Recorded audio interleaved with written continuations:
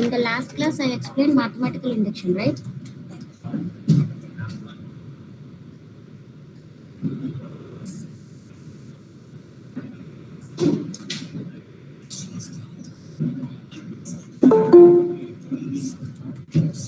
In the last class, I explained what is an algorithm, what are the properties of an algorithm, how to know the performance of an algorithm. That is by using space complexity and time complexity. Algorithm performance can be analyzed by using space complexity and time complexity. Right? After that, I explained what is a mathematical induction and some one or two examples we saw on this mathematical induction, right? So what is a mathematical induction?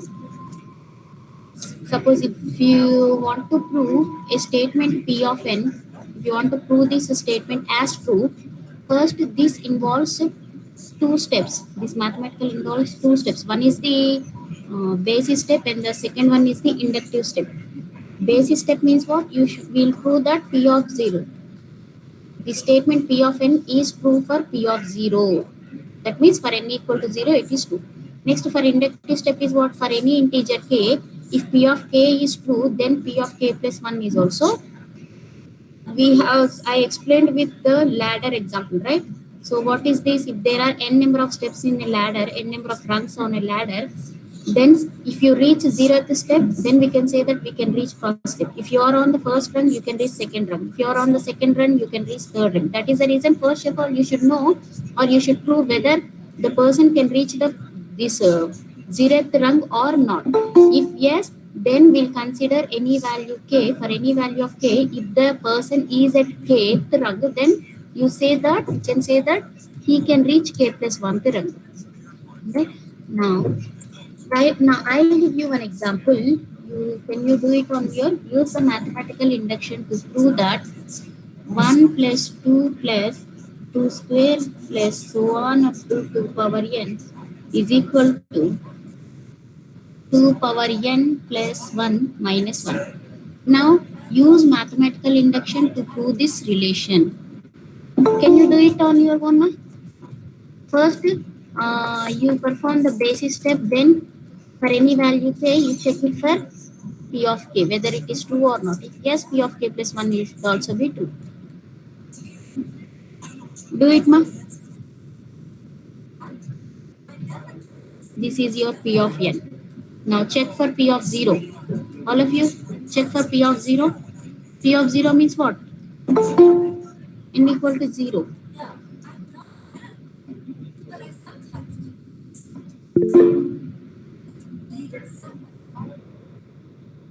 Yes, P of 0 is equal to 1. Yes, P of 0 is equal to 1. Clear? That is something like 2 power 0. Next, what is P of k? 1 plus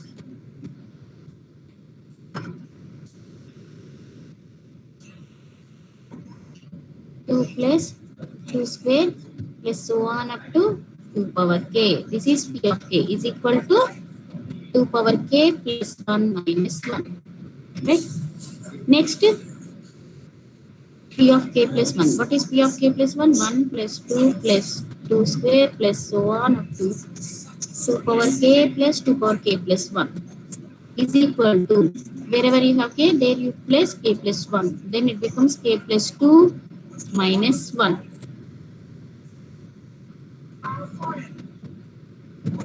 Now you prove this.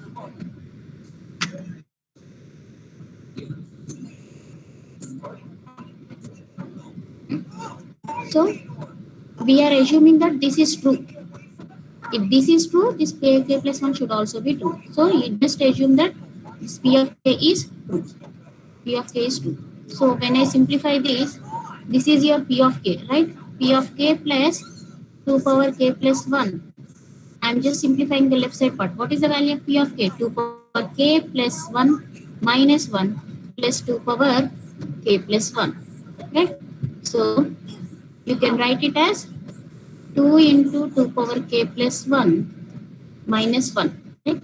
and it can be 2 power k plus 2 minus 1. Now this is equal to your RHS part. Therefore, you can say that the given in the given equation or the given preposition is true for all the values of n. Is it clear, ma?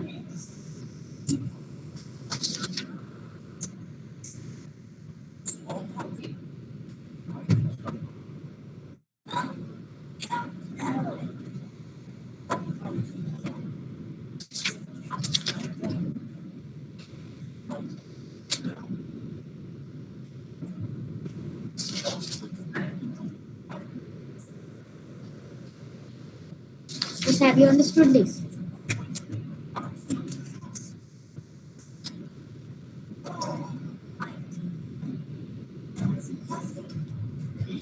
The next is strong induction.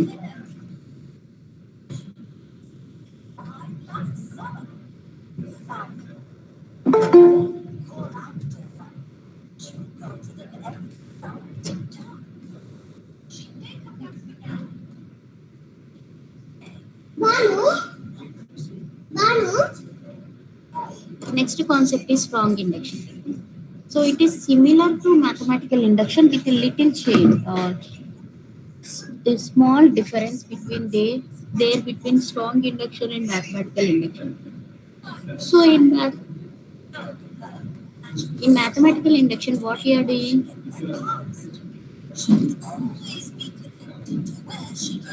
So in case of mathematical induction, let us suppose this is a ladder. So first we'll check whether you can reach the first rung or not. That is your basis step, right? Next we'll check for any value of k. If this p of k is true, if this is true, then we'll say that p of k plus 1 is also true. That means he has reached kth rung, means that he can reach the next rung, that is k plus 1th rung. That is mathematical induction. But in case of strong induction, so the basis step is common. First we'll see whether the person can reach the first rung or not. That is, we'll check whether this p of 0 is true or not, which is your basis step. But the inductive step is somewhat different. Little difference is there in the inductive step of strong induction. So what we will do is, when for any value k, if we want to check that p of k is true, the p of k is true only if p of 1, p of 2, p of 3, p of k minus 1 all are true. P of k is true means p of 2 is true, 3 is true, 4 is true, 5 is true, k minus 1 is true, and every rung, the person should reach every rung. We are checking whether he is reaching every rung or not until k minus 1. If yes, then p of k is true. If p of k is true, then you know that p of k plus 1 is. That is the only difference between. That is the difference between strong induction and the mathematical induction. That means in case of mathematical induction, what we are saying, if p of k is true, then p of k plus 1 is true. In case of strong induction, what we are doing is p of 1 and p of 2 and p of 3 such that till p of k are to be true. We are checking that these are all true, then p of k plus 1 is. This is the difference between strong induction and mathematical induction. That is, only the inductive step is different. Is it clear, ma?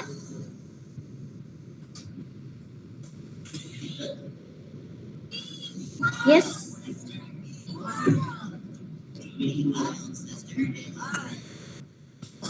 Now we'll see one example on this.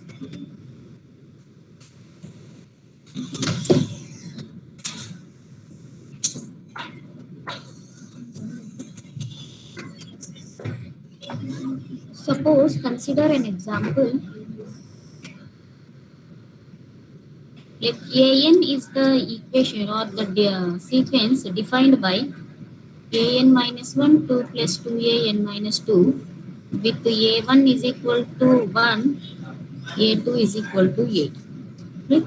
Now you need to, using the strong induction, prove that an is equal to 3 into 2 power n minus 1 plus 2 into minus 1 to the power n for all the values of n belongs to natural numbers. Yeah. So this is the sequence. So in case of recurrence relation, we saw whenever the sequence is given, you will try to find the solution, right? Now here they have given the solution for this sequence, and you have to prove that this solution is true using the mathematical induction. You have to prove. That means you have to check for P of 1, that is basis step. Here basis step is what? You have to check for P of 1 and P of 2. Why? P of A1 and A2 were given. So you will check for P of 1 and P of 2. Clear? First we'll go with the basis step.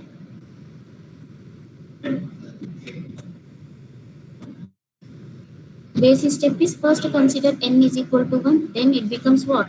When n is equal to 1, an, that is a1 will be equal to 3 into 2 to the power 1 minus 1 plus 2 into minus 1 power 1, which is equal to 3. This is 1, 2 power 0, and this is minus 1. So 3 minus 2, the value is 1. Now a1 value is equal to satisfied.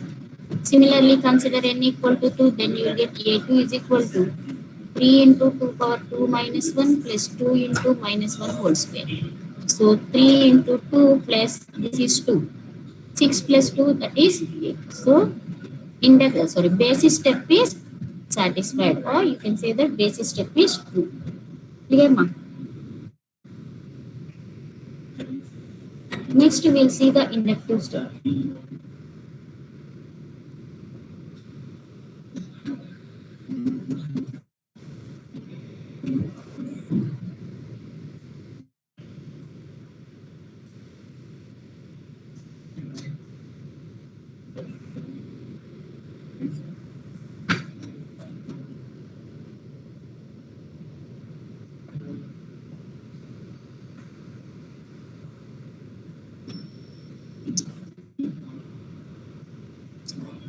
So inductive step is given relation is what? An is equal to an minus 1 plus 2an minus 2. Right? So I can write this for all values of k. I can write it as ak plus 1 is equal to ak plus 2ak minus 1. Now, what is the solution for an? It is given as 3 into 2 power n plus 2 into minus 1 power n. So I can write it as 3 into 2 power k minus 1, 3 into 2 power n minus 1 plus 2 into minus 1 power n. So I can write it as plus 2 into minus 1 power k plus 2 into in place of this I am writing 2 power k minus 2 plus 2 into minus 1 power k minus 1. Now you simplify this. 3 into 2 power k minus 1 plus 2 into minus 1 power k plus 3 into 2 power k minus 2 plus this is k minus 2 power 1. So it is 2 power k minus 1 plus 4 into minus 1 power k minus 1. Now this can be written as, you just can add these two. So it is 6 into 2 power k minus 1 plus from these two you take 2 as common, then you will get minus 1 power k plus 2 into, I can write this as minus 1 power k by minus 1, and which is equal to, I can write this as 3 into 2 into 2 power k minus 1 plus 2 into, this is minus 1, right? 2 into minus 1 power k, and so when you take this minus 1 power k as common, what you will get? 1 minus 2. This is minus, so this will become minus 1 minus 2, that means minus 1.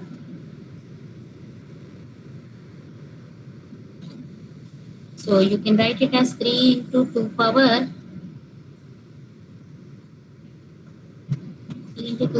k plus 2 into, this is minus 1 power k into minus 1. So I can write it as minus 1 power k plus 1. Right? So this is similar to an equal to, what is the solution given? Plus 2 into minus 1 power n minus 1 plus 1. 3 into 2 power n minus 1. Yeah. So we are calculating for a k plus 1, right? So an is equal to, you have to prove that an is equal to 3 into 2 power n minus 1 plus 2 into minus 1 power n is true, right? So here this is satisfied. Therefore, you can say that the given equation is true. A for a k plus 1, this equation is true. Therefore, we can say that the given statement or the given formula or the given proposition is true.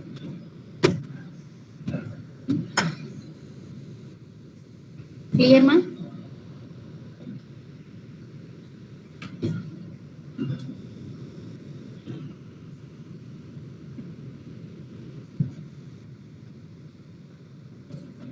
Yes, have you understood this?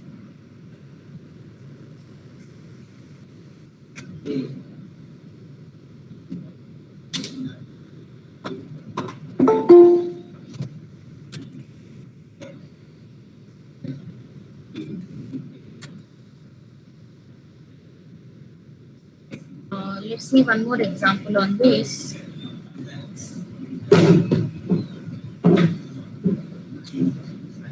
Show that if n is an integer greater than 1, n is an integer which is greater than 1, then you need to prove that n can be written as the the product of primes. Prove that n can be written as the product of n, and the given, it is given that n is greater than 1. That means the basis step, you have to verify the basis step for n is equal to 2. In the previous cases, it is given that n is greater, n belongs to all natural numbers, there will take n is equal to 1. But here it is given that n is greater than 1. So in the basis step, you have to check that for n is equal to 2. So the basis step is, so for n is equal to 2. So n is equal to 2 means, what is P of n? P of n means what? N can be written as the product of primes. So what is your n? Here 2. Here the number 2 itself is a prime number.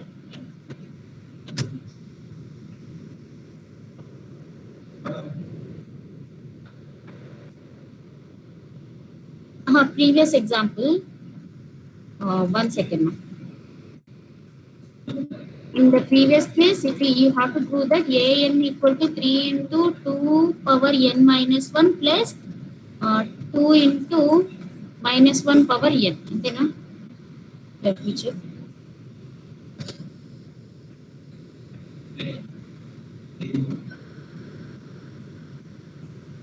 Yes, an equal to 3 into 2 power n minus 1 plus 2 into minus 1 power n. So, what we got a k plus 1 as 3 into 2 power k plus 2 into minus 1 power k plus 1. Right? So whenever it is, here we have n, the previous term we should get here. But here we have k plus 1. The previous term 2k plus 1 is k. Here we have n, so the same will get the power. We have k here, k plus 1, the same we got the power. Okay. So now consider the next one. So the P of n is given as n can be written as product of prime numbers. For n values greater than 1, you have to prove that n can be written as product of primes.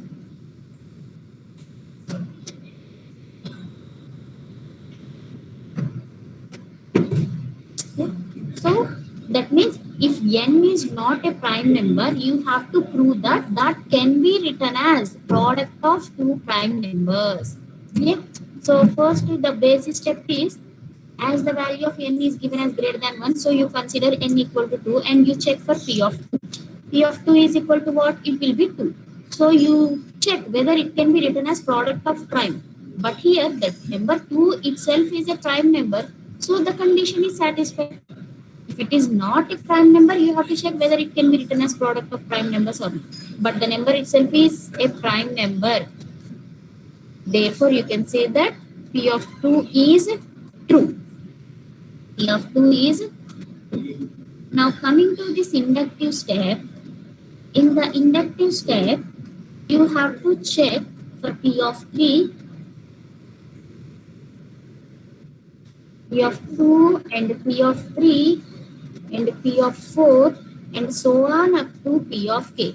If all these are true, then you will say that P of k plus 1 is true. You will say that P of k plus 1 is true. So, what you can do is, here you will assume that this P of k plus 1, all these are true. Assume that these are true. If you assume that these are true, according to the strong induction definition, if these are true, this must be true. So here we are assuming that this condition is true. That means these are all true. If these are all true, we'll check whether this P of k plus 1 is true or false. If this P of k plus 1 is true, we can prove that if P of k plus 1 is true, then our assumption is correct. Our assumption is correct means what? These are all true. If these are all true, P of k plus 1 is also. Have you got my point? You got my point now? Here, for strong induction, to prove that P of k plus 1 is true, you have to check these are all true. You should have all these values as true. But what we are doing is, to prove that this is true, first we are assuming that these are all true. If these are all true, you should get P of k plus 1 as true. We are checking whether you are getting true or false. If yes, our assumption is correct. That means these are all true. Clear? Now,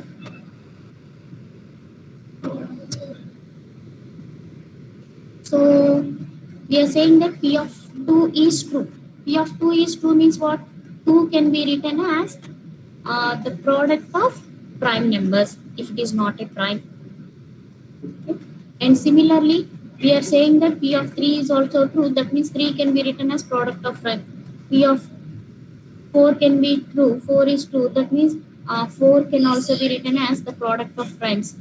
Similarly, you are saying that P of k is true means k can be written as product of prime numbers. Now you need to check. You have to check whether P of k plus 1 is true or not. P of k plus 1 is true or not means what? So, for true case, you are checking. You are considering that P of k plus 1 is true. P of k plus 1 is true means what? The value of this k plus 1, the value of k plus 1, it should be a prime number. If the value is a prime number, if the value itself is a prime number, then it is true only.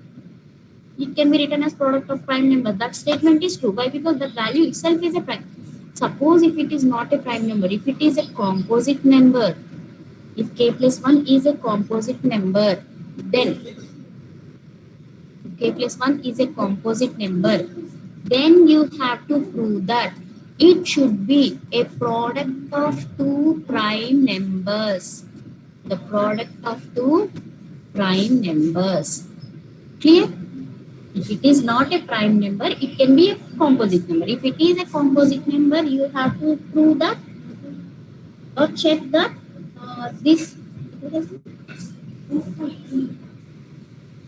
you have to check that this composite number is a product of two prime numbers.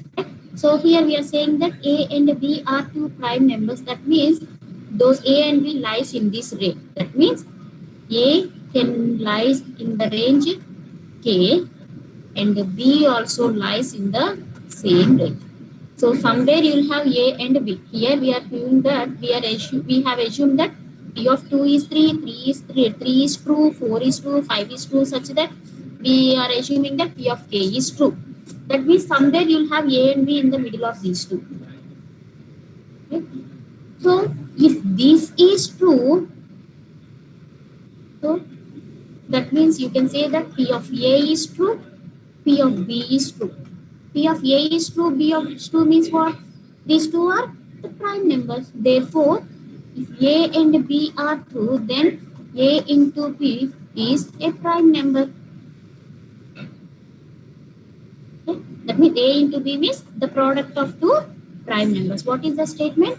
You have to prove that this number, it can be n or k plus 1. This number should be a product of two prime numbers. Now we have proved that A and B are the two prime numbers. Why? Because A and B lies in the range 2 and k, and we have assumed that P of 2 to P of k is true.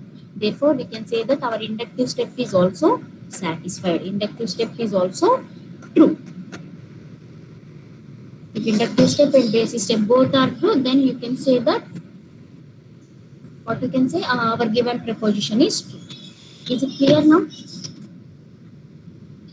Have you understood now?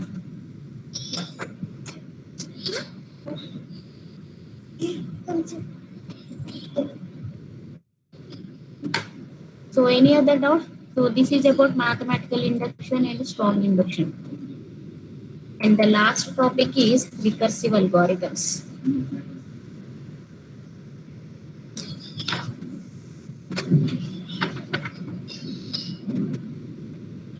Last time it is.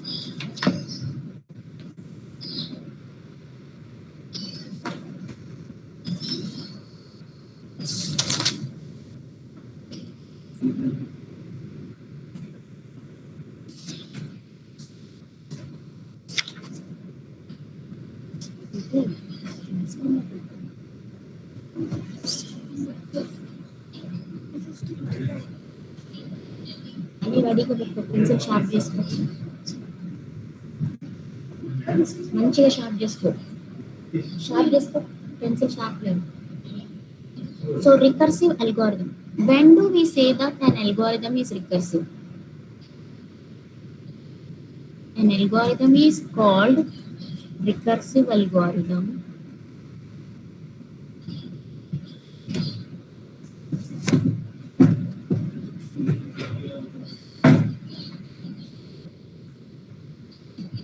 if the given problem or the given program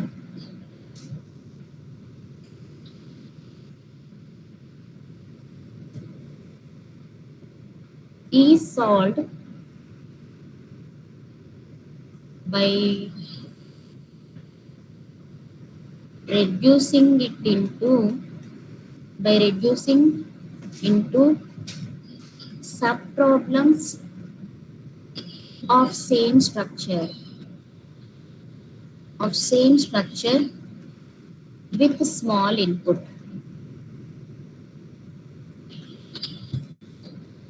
An algorithm is called a recursive algorithm if that problem is divided into subproblems. If you are able to divide that problem into subproblem such that the input of the subproblem is smaller and the structure of the problem and the subproblem are same. The structure is same, but the input of the subproblem is smaller than the input of the original problem, and you will divide. Then you will call this as recursive algorithm. Those type of algorithms are known as the recursive algorithms. Here, let us see some algorithms under this recursive case. Recursive algorithm for calculating n factorial. How do we calculate n factorial?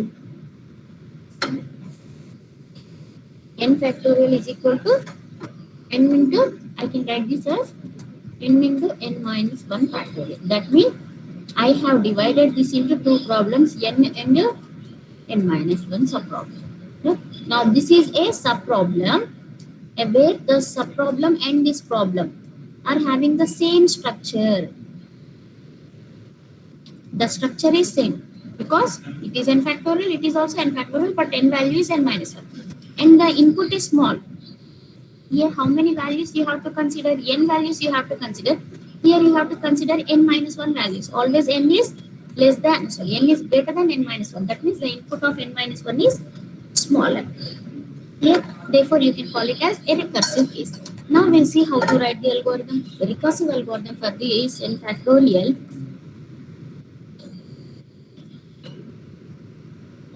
I'm writing an algorithm for factorial of a number.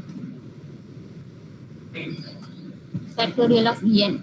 And n should be non-negative number. Factorial we are having n should be a non-negative integer. If n is equal to 0, then what is the factorial mark? Factorial of 0 is 1.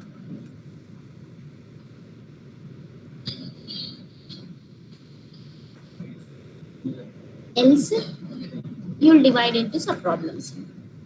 Else, factorial of n is equal to n into factorial of n minus 1, right? N into factorial of n minus 1. Okay? So in this way, you will write the recursive algorithm for finding the factorial of the number.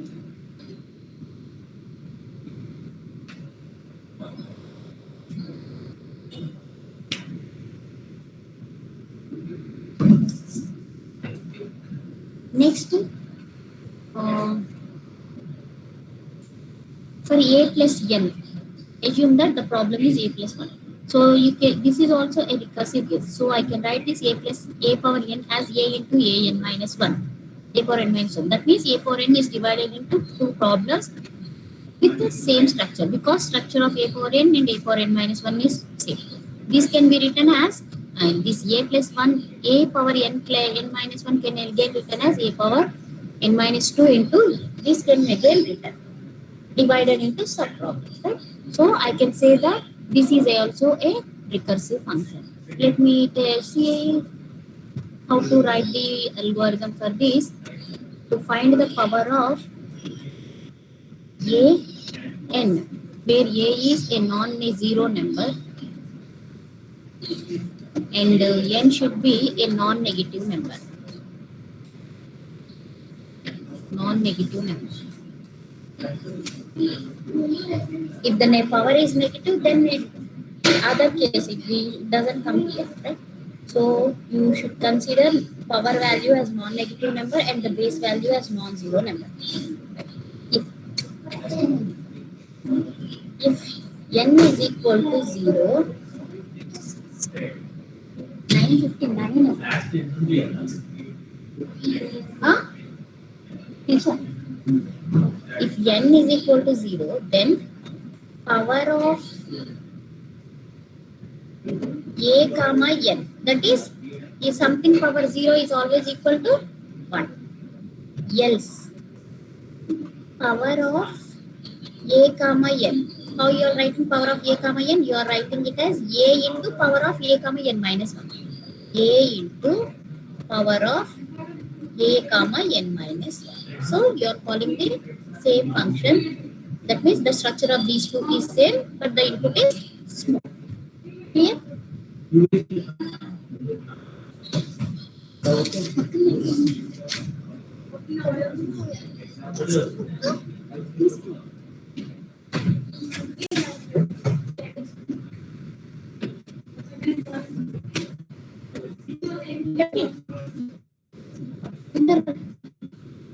Clear?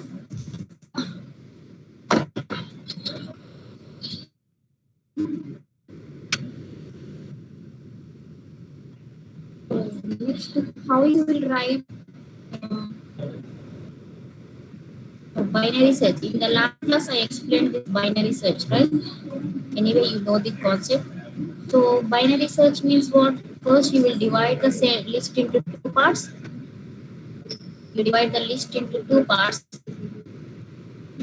If the element present in the left part, you will again divide the list into two parts and you will only search the left part, right? So that means first you are dividing it into two parts, then you are considering either the left part or the right part. Again on the left part or the right part, you are applying the binary search algorithm. Clear, ma'am? So you will divide again into two parts. Again, this will be divided into two parts like that. Right? So let us see how to write the algorithm. Login agu upprema madaki. Let us see how to write the algorithm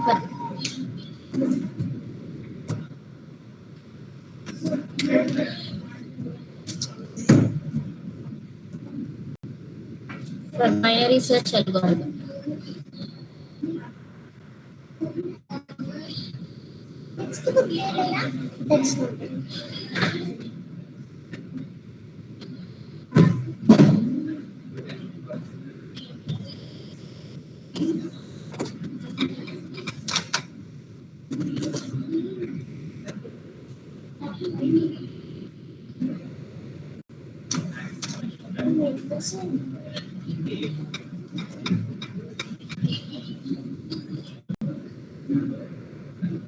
So binary search on I and j are the elements in the left part, elements in the right part. X is the element you are looking for. First, you have to divide the given set into two halves.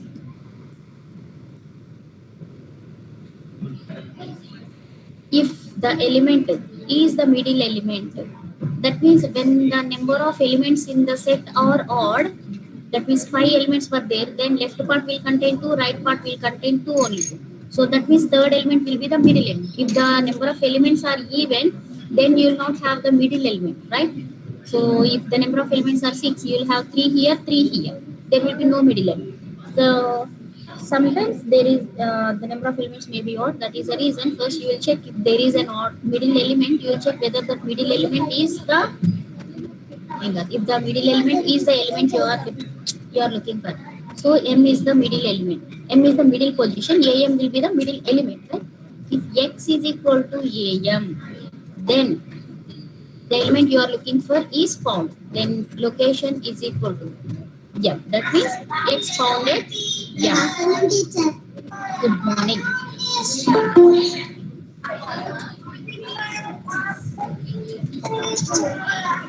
Else if that means you are checking the left part. The element may present in the left part, right? So if X, the element you are looking for is less than this middle element, that means present in the left part, is less than AM and I less than J. So I less than M.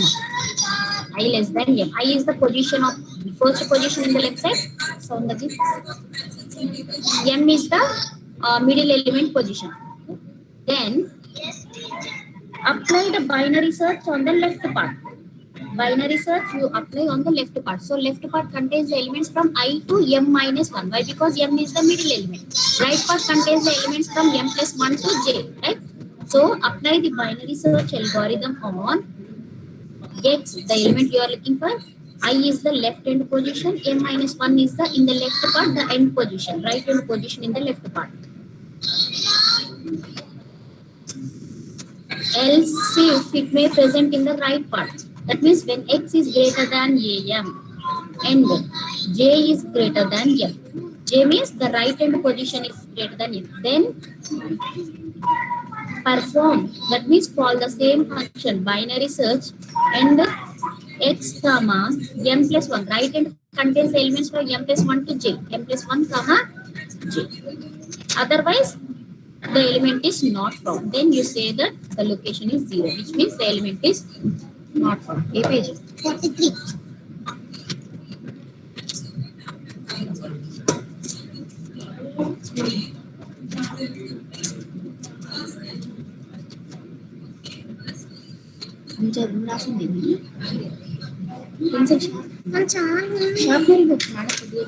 Is it clear, ma?